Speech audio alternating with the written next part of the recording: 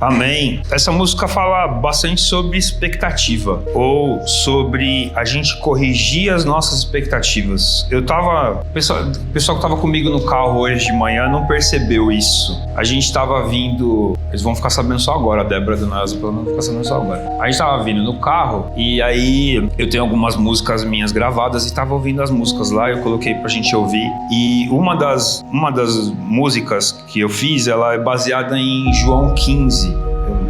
Eu sou a videira e vocês são os ramos. E a gente tava ouvindo a musiquinha, é uma música bem simplesinha, eu não sou eu, ó, uma musiquinha lá. E eu tava, enquanto eu tava dirigindo e a gente tava lá, conversava, vinha um assunto aqui e tudo, eu sempre acordo de manhã, domingo já, refletindo sobre a mensagem quando eu vou pregar. E já tô fazendo isso a semana inteira, mas domingo eu fico tentando meditar e ruminar isso, assim. E aí eu tava lá e hoje a mensagem vai ser sobre expectativas. E aí eu ouvi a música, e a música é o texto de João 15, diz que sem mim vocês não podem fazer nada, eu sou a videira, vocês são o ramo, vocês só vão ter vida em mim, vocês só vão... E aí eu parei para pensar e falei assim, poxa vida, às vezes a gente cria expectativas erradas sobre Deus, né? Sobre como Deus deve atender a gente. Aí eu comecei a chorar, por isso que eu falei que elas não sabem, porque como eu tô saindo resfriado, eu tô meio rouco, aí eu tava cantando assim, meio rouco assim, mas na verdade eu tava chorando, mas elas não sabiam disso. E não tava chorando,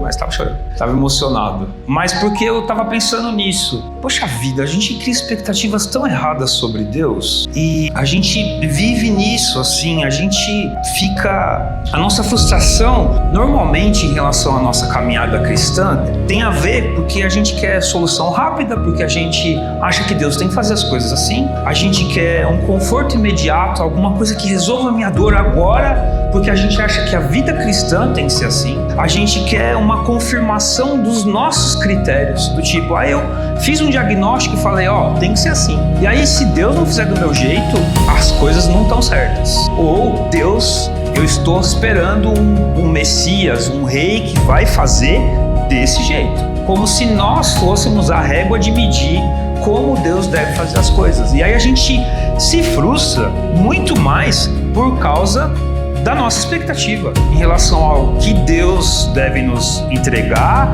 e de quem Jesus deve ser pra gente. Não é porque Jesus não faz, é porque Ele não faz o que a gente quer, ou do nosso jeito. Isso é um ponto importantíssimo. E ali eu tava refletindo, eu falei, e Jesus falando, eu sou a videira, vocês são os ramos. Sem mim vocês não podem fazer nada. Se vocês estiverem em mim, vocês têm vida. Se vocês não estiverem em mim, vocês não têm vida. Então, por que a gente cria expectativas em um outro Jesus? E aí eu vou usar a liberdade de falar isso, um Jesus com J minúsculo. É um outro Deus, é um Deus com D minúsculo. Não é o nosso Cristo da Bíblia. É um que a gente cria para satisfazer as nossas expectativas. É um que a gente cria para satisfazer aquilo que a gente quer pra gente. Do meu jeito. Ele tem que me entregar isso, ele tem que me dar isso, eu tenho que me dar esse emprego, esse salário, esse conforto, essa saúde, essa vida que eu quero, esse país, essa cidade, esse governo, ou qualquer coisa que você imagine, esse emprego. A gente quer isso porque a gente cria um outro Deus com D minúsculo e coloca numa caixinha e está pedindo para ele satisfazer as nossas necessidades. Mas um Deus criado por nós não pode ser mais forte que nós, mais poderoso que nós mesmos. Na verdade ele nem existe, a gente não consegue criar um Deus, então a gente nunca vai receber isso dele mesmo. O problema não é que Jesus não age, o problema é que ele não age conforme o nosso roteiro, as nossas expectativas. E essa é a nossa frustração. E eu sei que eu não sou o único que pensa aqui assim. Eu sei que esse é um desafio, não é só da gente, é um desafio da nossa sociedade. Da gente viver e se frustrar, porque a gente tem uma tendência a querer domesticar o mundo a nossa fora da gente para que ele atenda às nossas necessidades. A gente tem a tendência a buscar aquilo que vai nos atender e às vezes a gente se alinha a certos discursos, a certos grupos, Às vezes a gente toma partido na internet como se isso fosse a coisa mais importante do mundo e discute no WhatsApp e não sei o quê. Por quê? Porque a gente está se alinhando a discursos que satisfazem os nossos desejos. E aquilo vira uma bolha que se retroalimenta. Você está dentro. Eu estava conversando com o Rafa essa semana sobre isso. A gente estava no carro. Teve um tempo, ele me ajudou com as apostilas aqui tudo, a gente teve um tempo junto, e aí eu estava levando ele para casa e a gente estava falando exatamente sobre isso. A gente se alinha às coisas que vão nos satisfazer e a gente fica buscando só aquilo, e aquilo vai só intensificando e a gente não consegue ver nada fora daquilo, porque a gente só vê as coisas a partir daquela perspectiva e a gente está num grupo que só alimenta essa perspectiva. E aí a gente não consegue ver nada além daquilo, tudo que é fora daquilo está errado. E a gente espera um Deus que atenda aquele universo que a gente criou, aquele mundo que a gente criou, que é o nosso mundo perfeito, que tem que ser tudo daquilo. Isso é complicado demais, porque a gente está colocando em Deus expectativas moldadas por nós mesmos, mas a humanidade é corrompida pelo pecado, a gente não tem a capacidade de decidir o que é bom e o que é certo, a não ser quando a própria graça e o Espírito Santo de Deus nos capacita a fazer isso. A gente não tem nenhuma capacidade. Um coração corrompido, quando é que ele está certo e quando ele está errado? Não tem como a gente definir isso, porque ele está corrompido. É mais ou menos quando a gente, por algum motivo, desconfia de um juiz. Já viu essa situação? A gente está passando por um pouco disso aí em relação ao Supremo, mas isso acontece nas outras instâncias também. Quando algum juiz é pego por algum motivo em algum tipo de algo que traga desconfiança para suas decisões, todas as decisões dele já estão em xeque agora. Não tem mais como você saber se das 1000 decisões que ele já tomou, quais eram boas ou foram feitas da forma correta ou não. Isso acontece com a gente por causa do pecado. Muitas vezes a gente toma boas decisões sim, porque Deus é gracioso e através da graça comum a gente faz isso. Mas normalmente é natural a gente não tomar as boas decisões. E a gente então cria um Deus para nos atender e cria expectativas num Deus para nos atender baseado nessas decisões erradas. E a gente se frustra por causa disso. É claro, Deus não vai dar aquilo que você quer no seu erro. Às vezes ele permite que você conquiste alguma coisa, mas é para você aprender que não era isso que ele queria para você. Mas normalmente ele não vai te dar aquilo que você quer, ele vai te dar aquilo que você precisa. Bom, isso também não era diferente nos tempos de Jesus, né? A gente está estudando Marcos, está entendendo aqui esse tema, a cruz do rei, e em Marcos a gente está entendendo quem é o rei, Jesus, e qual é a cruz que ele vai carregar e por que ele precisa ser o rei que ele é para carregar a cruz que ele vai carregar. E o Evangelho de Marcos, ele tem essa característica, até o capítulo 8,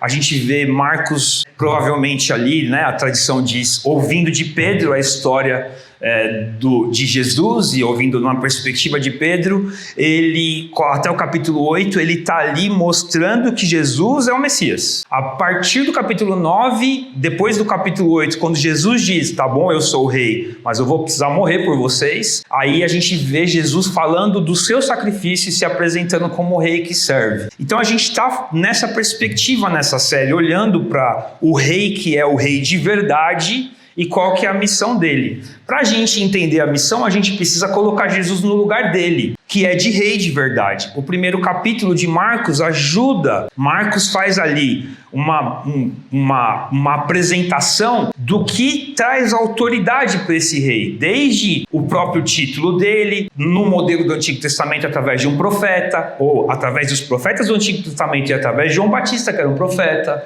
e depois a partir das afirmações dele e das coisas que ele faz. E aí a gente vê então, no capítulo 1, ele tem autoridade, ele é rei. E então Jesus começa a se apresentar como esse rei para a sociedade. E Marcos já começa no início do ministério de Jesus. Não conta nascimento, não tem genealogia, não tem... É que a gente tem Lucas e Mateus com uma história do nascimento de Jesus, João com uma argumentação mais filosófica sobre isso, sobre quem é Jesus e de onde ele veio. Marcos não investe muito tempo nisso. Ele é o Filho de Deus e pronto, já curou um cara aqui, já expulsou um demônio ali, já começa desse jeito. No capítulo 2, essa dinâmica está acontecendo. E qual que era o contexto?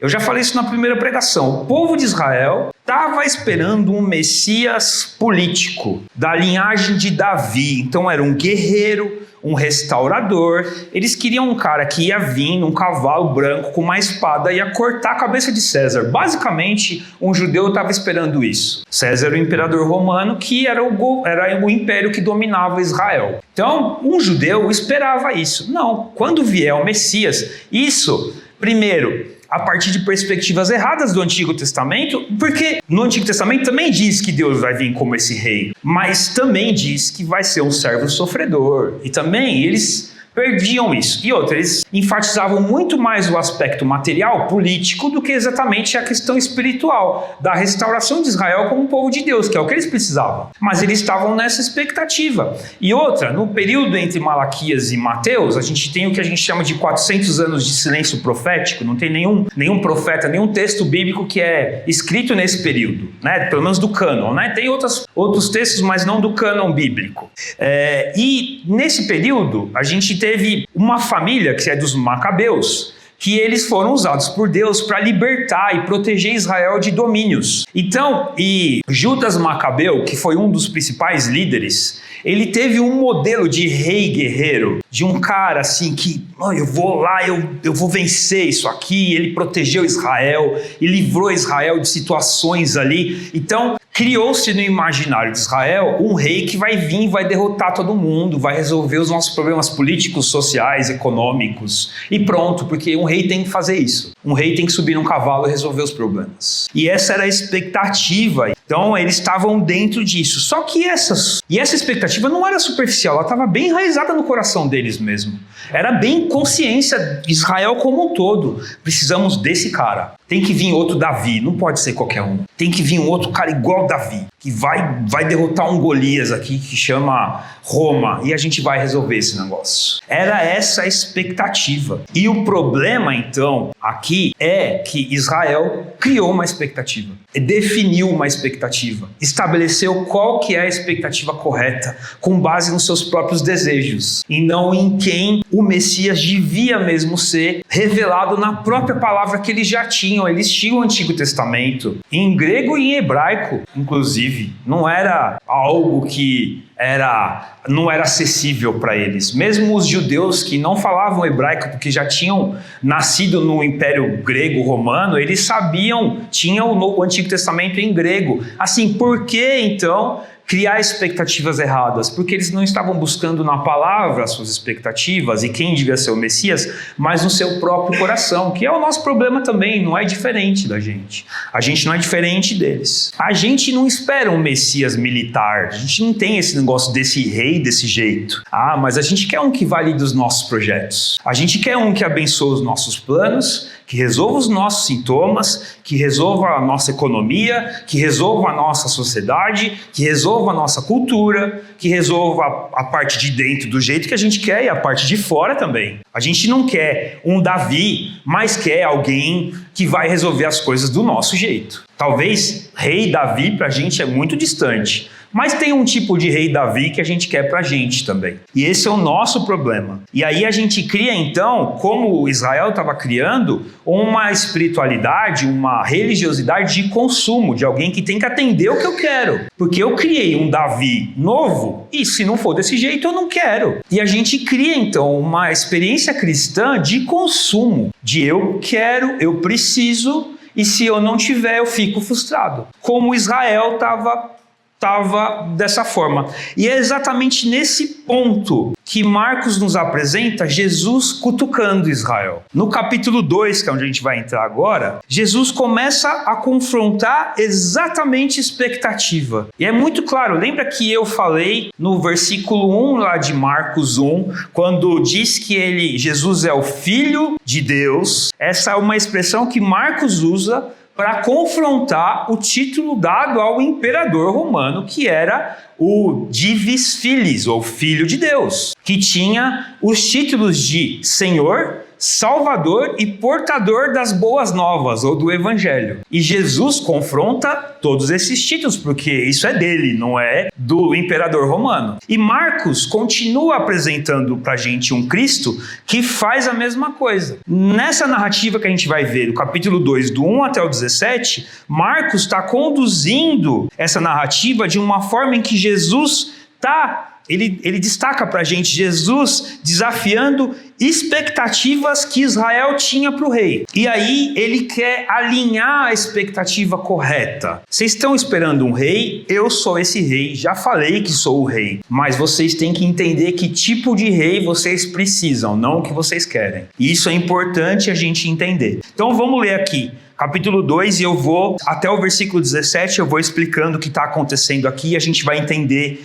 isso dessa forma. Vamos lá. Versículos de 1 até 5 primeiro. Poucos dias depois, isso do que acontece no capítulo 1, tendo Jesus entrado novamente em Cafarnaum, o povo ouviu falar que ele estava em casa. Então muita gente se reuniu ali de forma que não havia lugar nem junto à porta. E lhes pregava a palavra. Vieram alguns homens trazendo-lhe um paralítico, carregado por 4 deles. Não podendo levá-lo até Jesus por causa da multidão, removeram parte da cobertura do lugar onde Jesus estava e pela abertura no teto baixaram a maca em que estava deitado o paralítico. Vendo a fé que eles tinham, Jesus disse ao paralítico: filho, os seus pecados estão perdoados. Estavam sentados ali alguns mestres da lei, raciocinando em seu íntimo: por que esse homem fala assim? Está blasfemando. Quem pode perdoar pecados a não ser somente Deus? Eu passei aqui, era até o 5, né? Tudo bem, vamos lá. Então, a gente vê aqui uma situação que ficou comum na vida de Jesus, quando ele começou a se tornar famoso, conhecido, que ele ia para um lugar, ele era considerado um mestre, já ele tinha discípulos, tinham pessoas que seguiam ele era um rabi, que era o título que dava para um mestre, tá? De onde vem o termo que a gente usa hoje para um líder religioso no judaísmo, que é o rabino. É a mesma expressão. Então ele era um líder religioso, e aí onde ele ia juntava o pessoal para ouvir ele falar, e porque ele também era um milagreiro. Ele curou um paralítico, expulsou o demônio das pessoas, então ele tem capacidade de fazer isso, e talvez ele tinha feito até muito mais, aqui não está registrado aqui. Então, onde Jesus ia, acumulava gente. E as pessoas iam até Jesus para receber aquilo que ele tinha para oferecer, para consumir daquilo, que era ou um ensinamento, mas muitas vezes, e principalmente depois que ele multiplica pão, comida e cura. Eles estavam procurando isso. E aí então, e normalmente quando a gente ouve esse texto, a ênfase é na fé desses homens, e eu não estou desfazendo isso, é uma fé tremenda mesmo. Jesus pode, o que a gente faz aqui? Tira as telhas e desce o cara na corda. Que aí ele vai estar ali na frente de Jesus, não tem como escapar da cura. E aí então, Jesus vai e fazem todo esse esforço para colocar esse amigo dele. O Stênio Martins tem uma música sobre isso que é muito legal, sobre essa passagem aqui, que é bacana demais. Depois você procura, eu acho que chama 4 Amigos a música, não lembro agora. Ou Amigos, alguma coisa assim. Mas ok, não vou devagar aqui, que eu faço muito isso. Então eles descem esse amigo assim, amando aquele amigo, falando: Jesus pode curar. E aí o rapaz está ali paralítico, acamado, na frente de Jesus, deitado numa maca, descendo do teto, e na expectativa tanto daquele rapaz quanto dos seus amigos, e agora de todo mundo que está olhando, Jesus vai curar ele. Agora Jesus vai entregar o que a gente precisa. E aí Jesus vira para aquele homem e fala: seus pecados estão perdoados. Aí 2 coisas acontecem aqui que é legal a gente entender. Aí a partir do versículo 6 que eu já estava lendo, né? Estavam sentados ali alguns mestres da lei, raciocinando no seu íntimo: por que esse homem fala assim? Está blasfemando. Quem pode perdoar pecados a não ser somente Deus? Jesus percebeu logo em seu espírito que era isso que eles estavam pensando, e lhes disse: por que vocês estão remoendo essas coisas em seu coração? Que é mais fácil dizer ao paralítico: os seus pecados estão perdoados? Ou levante-se, pegue a sua maca e ande? Mas para que vocês saibam que o Filho do Homem tem na terra autoridade para perdoar pecados, disse ao paralítico: eu lhe digo, levante-se, pegue a sua maca e vá para casa. Ele se levantou, pegou a maca e saiu à vista de todos, que atônitos glorificaram a Deus, dizendo: nunca vimos nada igual. Então a cena é Jesus perdoando um homem, uma multidão, aquele homem, seus amigos e um monte de fariseu que estava tentando julgar Jesus ali, ou tentando pelo menos entender quem que é esse cara que fala que é Deus, julgando ele ali, medindo tudo que ele falava. E aí, em vez de Jesus perdoar, ele fala: seus pecados estão... Em vez de Jesus curar, ele fala: seus pecados estão perdoados. E aí, esses homens ficam... Tá louco. Quem é que perdoa pecado? E é muito legal, o Keller explica isso aqui de um jeito muito bacana. Ele fala assim: imagina que tem 3 amigos, assim, ou 3 homens, né, pelo menos. Aí tem o homem A, o B e o C. Aí o homem A dá um soco na cara do homem B. Aí o homem C vira pro homem A e fala: eu te perdoo. É meio estranho isso, não é? Porque quem tem que perdoar é quem foi ofendido, certo? Que era aquele que, o homem B ali, que recebeu aquele soco na cara. É ele que tem que perdoar, não é o outro. É basicamente isso que esses fariseus estão falando aqui. Poxa vida, você não é Deus? Como é que você fala que o pecado está perdoado? Mas vamos olhar para a perspectiva das outras pessoas também. Porque eles estão fazendo um julgamento teológico. Né? Mas pensa no aleijado. Ele está ali na presença de Jesus, ele não tem fala aqui, ele não tem discurso, né? Mas vamos tentar inferir aqui isso aqui, porque era o contexto. Tava todo mundo esperando cura. Aí Jesus chega e fala assim: tá perdoado, meu querido. Aí o cara olha assim para Jesus, olha para as pernas dele sem mexer e fala: mas tem alguma coisa faltando aqui, Jesus. Eu vim aqui por causa de outra coisa. Porque a gente cria essas expectativas de que as coisas têm que ser do nosso jeito. E eu não tô diminuindo a expectativa dele. É claro que eu também ia querer ser curado. Mas entende que ele tá olhando a partir da perspectiva dele. Não só ele, como todo mundo. Jesus, você tem que dar cura. É isso que as pessoas precisam. É isso que elas precisam. A gente sabe disso. Nosso problema, Jesus, é social, é econômico, é a nossa saúde. Jesus, se você fala que é o Messias, você tem que dar essas coisas pra gente. Só que Jesus vai muito mais fundo para ele. Vai muito mais lá embaixo. Ele vira para esse homem, e vamos entender o peso dessa afirmação: seus pecados estão perdoados, e fala assim: você não precisa de cura. Não das pernas. Você precisa de mim, de salvação. Você precisa de perdão. Você precisa de graça. Você precisa de relação com o Pai. E isso só eu posso te dar. Talvez esse homem, talvez a gente pode aumentar um pouco aqui, né? E dizer assim, Jesus, no todo de Jesus se eu te desse só a cura, você ia sair daqui e ainda ia estar procurando alguma coisa. Se eu te fizesse andar, daqui a um mês você ia estar falando: minha vida ainda não tem sentido. Talvez nem um mês, talvez um dia. Mas alguma coisa ainda ia faltar. E eu sei o que falta. Perdão, falta graça. Falta vida nova, falta misericórdia, que é coisa que você não vai conseguir com uma perna curada. E essa é a primeira expectativa que Jesus está quebrando ali, daquela comunidade. Para os fariseus, o buraco fica mais embaixo, porque eles são os teólogos, eles são os mestres da lei, eles estudavam o Antigo Testamento. Então eles estão esperando o ungido do Senhor. O ungido, Messias e Cristo são 3 palavras para a mesma coisa, tá? Ungido é em português, Messias em hebraico e Cristo em grego. Essas 3 palavras significam ungido. O ungido era o título do rei. Davi era um ungido do Senhor, Saul era um ungido do Senhor, Salomão era um ungido do Senhor. Depois disso, os outros reis, apesar de toda aquela bagunça do reino dividido, os reinos de Judá, pelo menos, eram considerados os reis que eram ungidos do Senhor. Então, eles estão esperando esse Messias, que é um rei, uma coroa, um título. Teologicamente, eles nem estavam errados, só estava faltando a outra metade. Mas eles estavam nessa expectativa, e é isso que incomoda eles. Quem é você para dizer que você é o próprio Deus? Porque só Deus pode perdoar pecado. E aí Jesus, então, quebra aqui essa expectativa deles também. Porque agora Jesus deixa de ser um mestre respeitado e começa a ser para eles, pelo menos a princípio, um louco. Porque ele diz: não, eu sou o próprio Deus, eu posso fazer isso. E aí talvez a gente olhando para esse texto aqui, a gente não pega tudo. Quando Jesus usa a expressão no versículo 10, mas para que vocês saibam que o Filho do Homem tem na terra autoridade para perdoar pecados, Jesus assume para ele, pela primeira vez em Marcos, um título que é usado para o Messias, para aquele que ia vir trazer redenção, lá em Daniel capítulo 7, que é das nossas primeiras profecias messiânicas, ou profecias messiânicas e profecias escatológicas, quer dizer, que é um texto apocalíptico, é uma profecia apocalíptica, dizendo que lá no futuro, no dia do Senhor,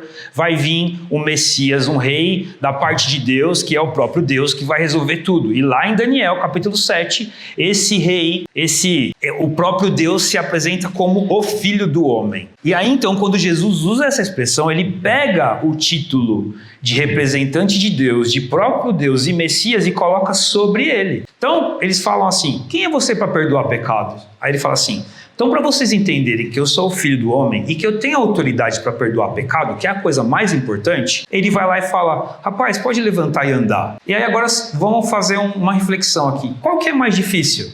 Perdoar pecado ou pedir para levantar e andar? Quando Jesus fala, parece que pedir para andar é mais difícil do que perdoar pecado. Não parece? Quando ele fala, parece. Você perdoou o pecado, mas é isso aí. Quem é você para falar isso? Você não pode falar isso. Para você ver como eu posso perdoar pecado, levanta e anda. Resolvi um problema fisiológico, biológico em segundos. Não sei qual era a deficiência daquele rapaz. Mas se ele não andava há muito tempo, provavelmente ele não tinha musculatura para andar. É igual o milagre que a gente vê em João capítulo 5, se eu não me engano, que é o paralítico no tanque de Betesda. 38 anos sem andar. Provavelmente a vida inteira. Ele não tinha musculatura na perna para poder andar.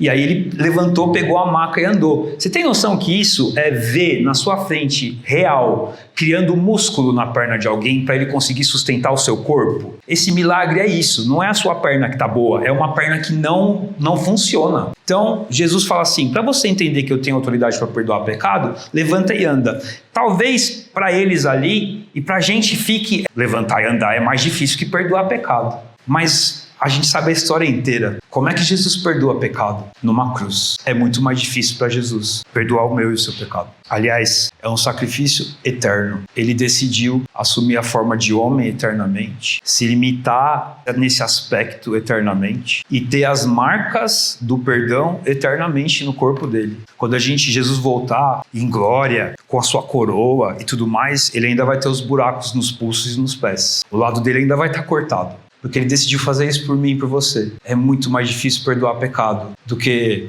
curar alguém. E isso coloca Jesus no oposto da expectativa de Israel em relação ao Messias. Um rei é servido, não serve. Mas como diz em Marcos 10, o Filho do Homem não veio para servir, para ser servido, mas para servir e dar a sua vida em resgate de muitos. É muito mais difícil perdoar pecados. E Jesus está invertendo totalmente as expectativas aqui. Não é a mesma coisa, gente. Vocês estão errados. O Filho do Homem não veio para dar pão e cura para vocês. Ele veio para perdoar pecado. Ele veio para restaurar a sua vida. Ele não veio para satisfazer os desejos do seu estômago, do seu coração, do jeito que você quer, mas veio para dar para você aquilo que você nem sabe que você precisa.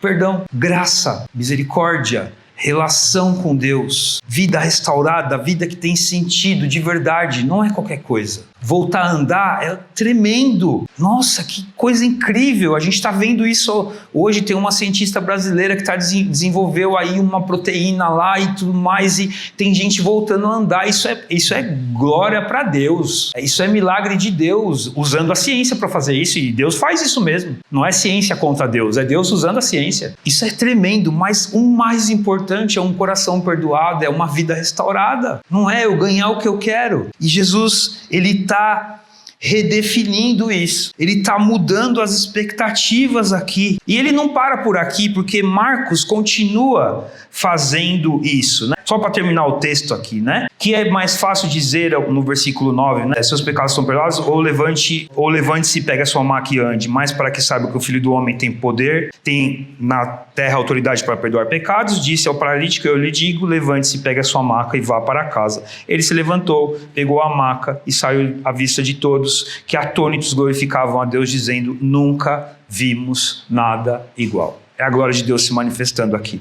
Mas Marcos está ajudando a gente a continuar entendendo essa mudança de expectativa que Jesus queria trazer. E aí vamos para o versículo 13 agora. No próximo momento, e é muito rápido, você não tem muito a transição, Jesus sai outra vez para a beira-mar, uma grande multidão aproximou-se a ele e ele começou a ensiná-los. Passando por ali, viu Levi, filho de Alfeu, sentado na coletoria, e disse-lhe: siga-me. E Levi levantou-se e o seguiu. Agora, a gente muda o cenário. Jesus está pregando fora da casa, mas está ali na beira-mar. Cafarnaum era uma cidade que ficava ali do lado no Mar da Galileia, né, no litoral do Mar da Galileia. Então, Jesus está ali, ele está na beira-mar pregando, e ele passa na frente do coletor de impostos, que era um judeu normalmente, mas que trabalhava para Roma, e ninguém gostava dessa galera. Eles falavam que muitos eram corruptos mesmo. Lembra de Zaqueu? Zaqueu era um desses aí, corrupto, tinha roubado um monte de gente, tanto que ele se arrependeu e falou: eu vou devolver mais do que eu roubei.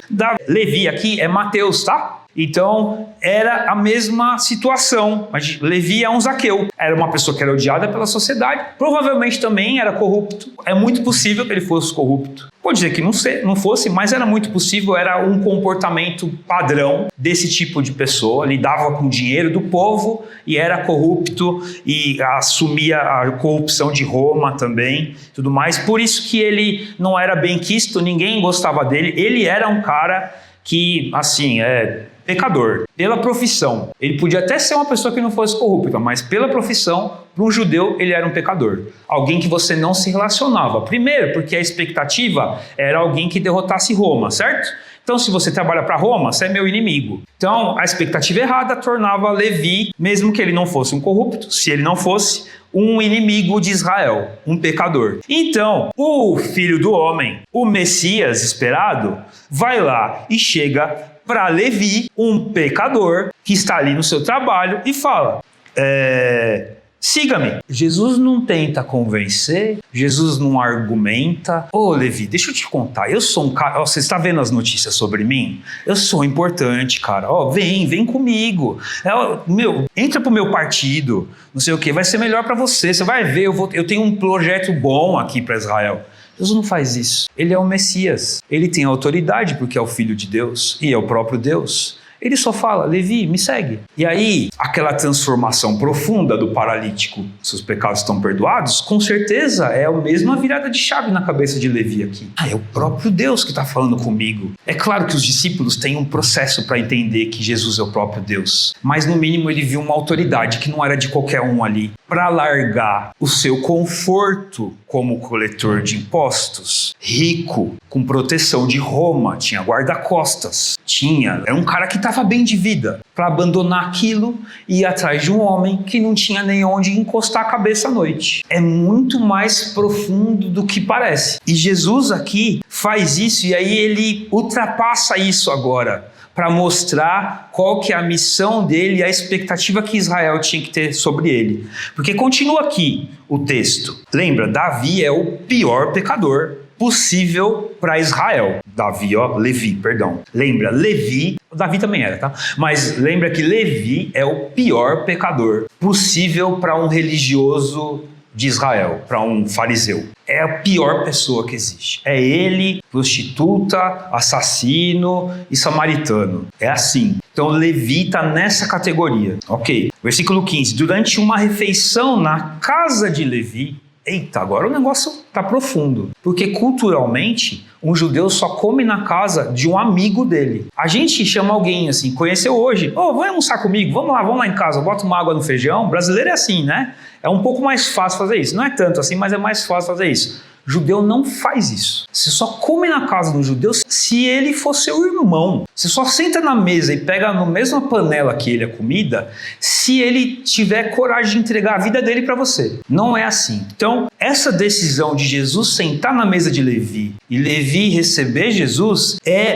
profunda demais. É uma relação íntima agora, de amizade, de cuidado. Não é de ele é um conhecido, estamos começando uma amizade. Não. Sentar na mesa é importante. Aí, olha o que acontece. Muitos publicanos, que eram esses coletores de impostos, e pecadores, na minha Bíblia NVI está entre aspas, né? Porque esse é um título que todo judeu dava para quem não era judeu. Então todo mundo que estava ali era quem o judeu não considerava judeu. Pecadores estavam comendo com Jesus e seus discípulos, pois havia muitos que o seguiam. Quando os mestres da lei, que eram fariseus, o viram comendo com pecadores e publicanos, perguntaram aos discípulos de Jesus: por que ele come com publicanos e pecadores? Vamos pensar, ele tinha falado que era o Filho do Homem, o Filho de Deus, certo? Ele está falando que ele é o Messias, mesmo que eles achavam que ele é louco, ele está fazendo um negócio que não é condizente com a expectativa que a gente tem do Messias, porque o Messias veio para purificar Israel, não para andar com pecador. O Messias tem que vir para pegar esses bandos de pecador e cortar a cabeça deles. Essa era a perspectiva de Israel em relação ao pecador e em relação ao Messias. O Messias vai vir para resolver o problema da impureza de Israel, vai jogar todos os pecadores inimigos de Deus no inferno, no fogo, vai cortar a cabeça de todo mundo e vai reinar, e Israel vai ser pura de novo. Então essa pergunta carrega a expectativa. O que ele está fazendo se ele está falando que é o Messias? Era para ele estar com uma espada cortando cabeça. Tá errado isso aqui. Bandido bom é bandido morto. Essa é a expectativa de Israel. É isso que eles estavam procurando. E aí, ouvindo isso, Jesus lhes disse: não são os que têm saúde que precisam de médico, mas sim os doentes. Eu não vim para chamar os justos, mas pecadores. Israel estava aguardando o Messias que ia validar a sua expectativa. Eu quero purificação política, purificação moral, purificação social. Eu quero Roma destruída. Eu quero tudo isso. Mas essa expectativa em si já era um sinal, já era um diagnóstico do que estava acontecendo, do problema ali. Porque desde do princípio, Jesus está redefinindo isso, o rei de Israel, mesmo essa expectativa está errada em relação a como o rei é apresentado no Antigo Testamento. O rei de Israel era apresentado como o pastor do povo, alguém que devia suprir as necessidades daquele povo, proteger aquele povo, cuidar daquele povo, agir com justiça, mas principalmente manter aquele povo na sua relação com Deus, porque o rei mesmo de Israel era Deus, não era o rei com a coroa sentado no trono. Aquele homem era um representante do rei e ele estava ali para curar e para ser instrumento de Deus, para levar aquele povo para uma cura espiritual também. Davi muitas vezes assumiu uma postura de sacerdote como rei, porque era necessário, porque mesmo o sacerdócio de Israel não tinha condições de levar o povo para Deus. Mas Davi, mesmo sendo um homem que depois Deus fala que nem podia ser o responsável por construir o templo porque tinha sangue nas mãos, foi usado por Deus ali para levar aquele povo para perto de Deus, mesmo com todos os seus problemas, porque ele era pecador. Mas ele foi ali um rei que foi também um sacerdote, que trouxe o povo de Israel para perto de Deus. A gente vê depois Ezequias, um rei jovem que estava lá. Eu acertei o nome dele? Vocês me perdoem, depois vocês me corrigem se eu errei. Mas era um rei jovem que Judá estava vivendo uma época longe dos caminhos do Senhor, e aí, agora eu estou em dúvida se é Ezequias, mas tudo bem, vocês me perdoam. Josias, é Josias, isso mesmo. Eu estava com Josias e Ezequias, eu falei Ezequias não sei porquê, mas é Josias. Estava aqui na cabeça, obrigado gente. Então Josias era um rei jovem, que estava ali numa leva de reis que não seguiam a Deus, de alguma forma, alguns sim, outros não, em Judá, e ele descobre a palavra de Deus. Na verdade, estão limpando o templo e encontram as escrituras, e aí ele leem para ele as escrituras e fala: como que a gente não está seguindo isso? Ele pega e fala: agora todo mundo vai seguir esse negócio, e tem um avivamento em Israel a partir de um rei, porque esse era o papel dele. Então, o próprio problema de Israel é que eles tinham esquecido qual que era o rei que eles precisavam. Então, quando Jesus fala: eu não vim para os que têm saúde, não são esses que precisam de médico, são os doentes, e eu não vim para chamar justos e pecadores, ele está falando: o rei vem para fazer o que eu estou fazendo, não para fazer o que vocês querem. E isso também é um diagnóstico. Vocês esqueceram do que vocês precisam e vocês não estão percebendo em mim aquilo que vocês precisam, que é o que João diz no capítulo 1, quando ele fala, ele veio para os seus e os seus não o receberam, mas aqueles que o receberam, Deus deu-lhes o poder de serem chamados filhos de Deus. Ele veio para os seus porque ele veio para ser o rei de Israel, mas os seus não o receberam. intercederam. Mas aqueles que Deus escolheu, que também tinham pessoas de Israel, para esses Deus deu o poder de serem chamados filhos de Deus, aqueles que reconheceram que ele é o Messias. E esse era o papel dele. Então, Jesus não está abandonando a categoria de rei, ele está corrigindo ela, que é o que a gente precisa. A gente precisa do rei certo, não o rei que a gente quer. O rei verdadeiro não vem para conquistar território, vem para buscar perdido, para buscar o doente. Ele veio para curar o coração, não para dar pão e cura. Ele faz isso. E glórias a Deus por isso, mas não é a sua missão. Jesus não veio para isso. Ele não governa por força, mas por misericórdia. Ele não se afirma excluindo os errados. Ele restaura os perdidos. É diferente. O rei Jesus não se afirma excluindo quem está errado. Ele se afirma, a autoridade dele passa por restaurar aqueles que estão errados, que estão em pecado, como eu e você, para a realidade que ele quer, de filhos de Deus, restaurados na criação, no ideal dele. Ele não quer dizer que ele aceita qualquer um do jeito que está e fica assim. Não, mas ele quer resgatar qualquer tipo de pessoa e qualquer um para restaurar eles. Ele não exclui, esse aqui não dá certo, deixa para lá, vamos só tentar resgatar esses aqui, que esses aqui estão menos errados. Não, ele vem para restaurar, para buscar o doente. E é isso que a gente deve entender. E aqui eu entendo que isso se comunica com a gente. E eu estou um minuto atrasado ali e eu vou terminar agora. Se o verdadeiro rei governa pastoreando, salvando, cuidando, se a sua autoridade se manifesta perdoando e restaurando, então o nosso problema não é com o rei, é com as nossas expectativas. O nosso maior problema com Jesus não é entender que ele é rei ou não, pelo menos para a maioria das pessoas que está aqui hoje, mas é que ele não é o rei que a gente quer, e é isso que nos frustra. Vou voltar porque eu falei lá no começo. E as perguntas que eu quero fazer em relação a isso para você é: que tipo de rei você está esperando que Jesus seja? Tanto na sua vida quanto fora dela, no mundo. Porque as nossas expectativas não se limitam só a nós mesmos, mas também do lado de fora, como os fariseus faziam com as outras pessoas, por exemplo. Você está procurando um rei que vai confirmar as suas escolhas, vai fazer do meu jeito, porque eu quero assim, ou alguém que vai confrontar as suas escolhas? Alguém que vai dizer assim: não é isso que eu quero. Qual tipo de rei você está esperando? Você quer um rei que derrote os pecadores, que destrua o mal, que aniquile os inimigos, ou que mostre o seu poder e a sua misericórdia, restaurando, salvando, curando o coração das pessoas e mostrando a sua glória e trazendo a glória da criação de novo para aquela pessoa que você achava que estava totalmente perdida? Qual tipo de rei? Que destrua aquela pessoa ou que resgate aquela pessoa? O que você está buscando em Jesus? Um rei que vai solucionar os seus problemas, um vencedor de guerras, um purificador do mundo, ou um rei justo que vem para reinar com justiça, graça e misericórdia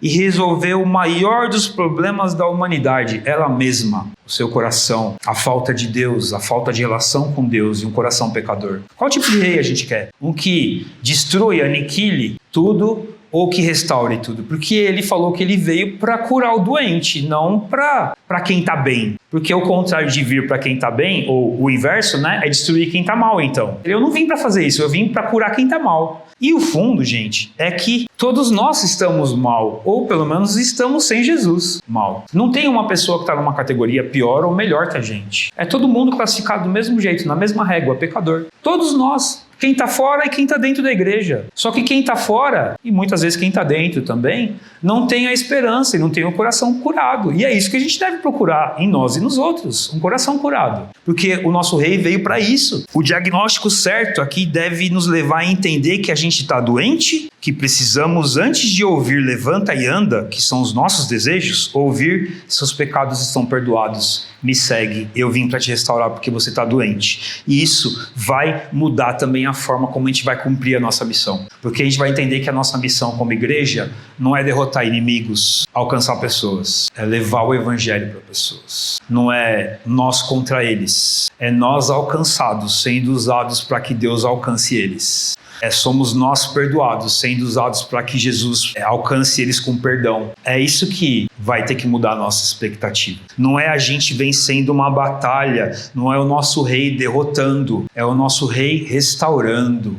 É o nosso rei curando corações, não apenas pernas, tanto os nossos corações quanto os dos outros. Hoje, infelizmente, grande parte da igreja inverteu, tá igual Israel, tá buscando um rei que veio para derrotar os outros. Isso, infelizmente, é triste, é difícil ver isso. A gente se briga por detalhes e não se une pela causa comum que devia ser, que é cumprir a missão de levar o amor de Cristo. A gente age como se quem não vive como nós fosse um inimigo e merecesse morrer, e é um pecador, e esse rei vem para destruir pecador. E ele não fez isso com a gente, e a gente quer que ele faça isso com os outros. Então parece que a gente acha que a gente é melhor que os outros. E no fim nós somos paralíticos que precisam de perdão de pecado, não de cura das pernas. Nós somos publicanos que não precisam de conforto ou não precisam de uma recepção social, mas precisam de perdão por seus pecados. A gente é isso. O Filho do Homem não veio para ser servido, mas para